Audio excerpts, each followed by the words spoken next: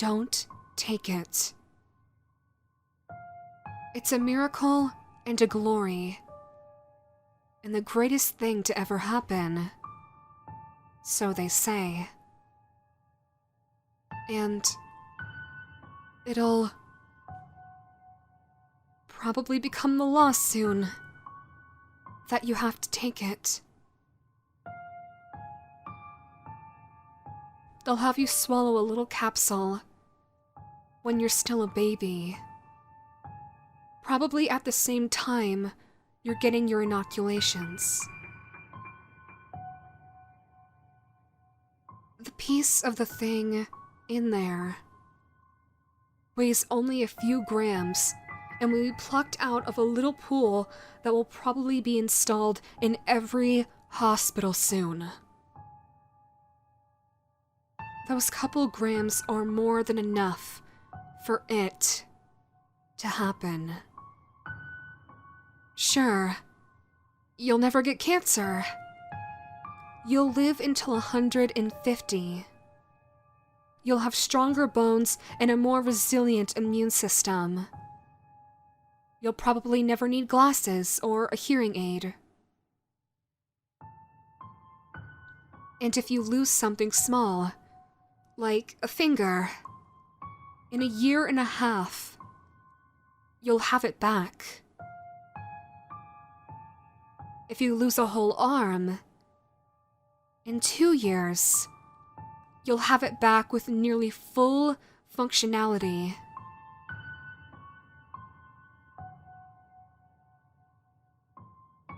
It's the sort of miracle that's believable enough to catch on.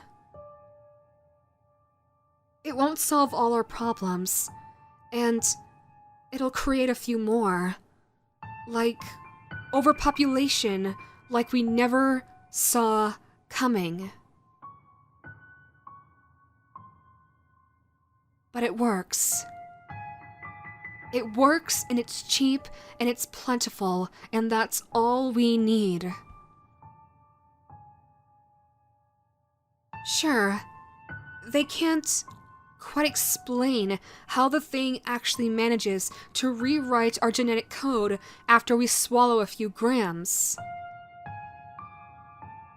But they promise the answers will come someday, and that there are no ill side effects.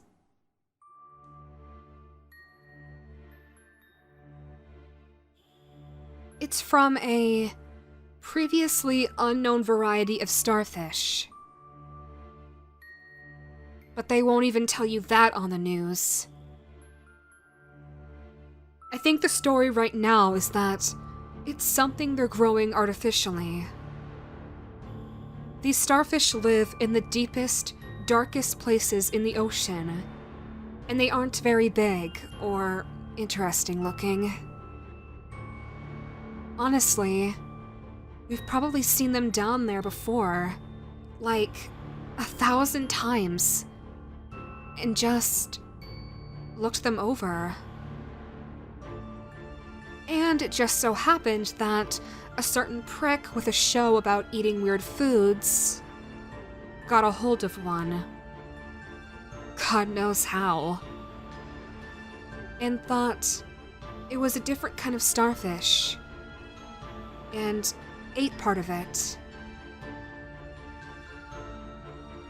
And a year later, the foot that he had lost years prior had come back. I'm sure they tore apart his house and tested gallons of his blood and interrogated nearly everyone he ever spoke to. But somehow they figured out just when the regeneration happened and eventually found the fucking thing. It had been alive when he ate one of its arms. And I guess the guy took pity on it and let the thing live in a tank in his house. Well, this led to that, and eventually, they brought up a ton of the suckers. But here's the thing. Think about how technology and innovations, think about what they're for. Mostly, it's to keep us alive longer, make us healthier, help us communicate better. But what if, as a race, we'd already had the ability to communicate via thought? What if we were actually naturally incredibly hardy and long-lived? What if we started out having everything we needed without having to do a bit of work? Our goals would turn to keeping our world the way it was, and simply enjoying things. With a mind so powerful, it can transmit and receive thoughts with no effort. It stands to reason other amazing things are possible too. With that mind staying completely intact in even the smallest sliver of the creature, one has to wonder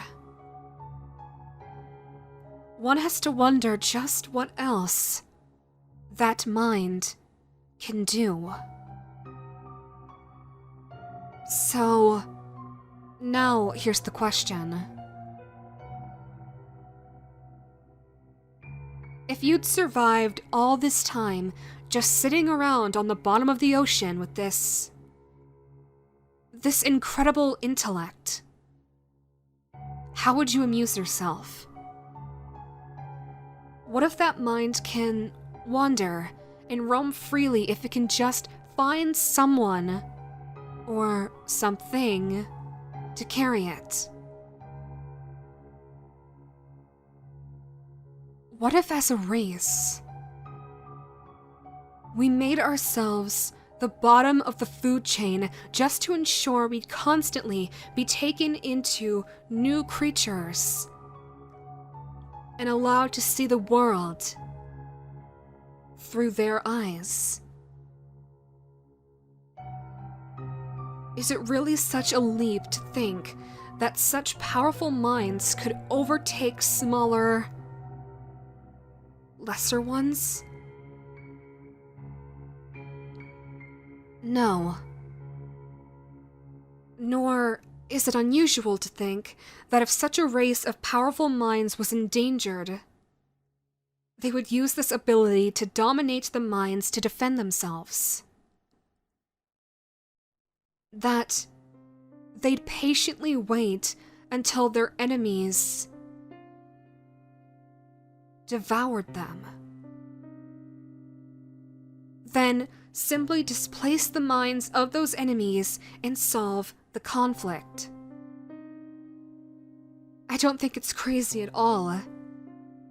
And I don't think it's crazy that there's suddenly a lot more war all over the world. A lot of research put into birth control and the accidental release of that superbug that makes men sterile. We should be enjoying world peace. But instead, we're killing each other faster than ever before. Maybe they're not even threatened. Maybe we're just a game to them. Maybe we're the 100th race of beings that these things have done this with. All I know is they don't turn you into some zombie from a cheesy old sci-fi flick.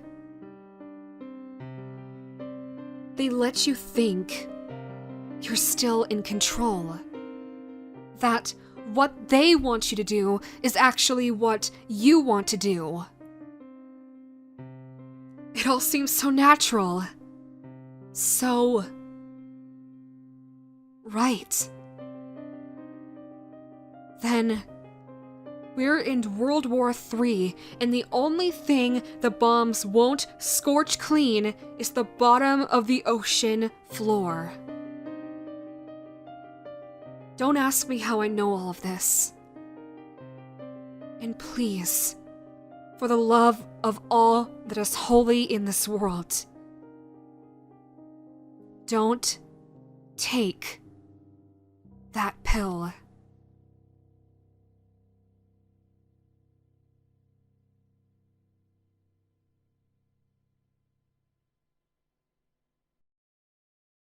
Thank you to all my $9 patrons for supporting this video. Aiden S. 2014, Alexander Lee, Angelic Panda, Ursulan Falati, Urisville, Brantley Wiggard, Chief, D4C, Darts Z, Declan Benoln, Delboy, Draco, Dragonblood Fire X, Ellison Wilson, Araviv, Evil Doer, Phelanil W. 2011, Frank, Gavin, Isaac Coria, Jace, Joel Climaco, Jonessi, Cade, Lawbringer DK, Lex, Liam Hughes, Lone Survivor 3, Man of Many Bees, Mark Mason, Maxwell Lukier, Nick Capone, PDP, Patrick Jan Josua Davidson, Poyup, Prism, Prototype Number 13, Sean Malcolm, Sleepy Sloth, Sneedly Chuck, Sonrox, Thoughty Dahati, Tommy, Uriel Herrera, Will,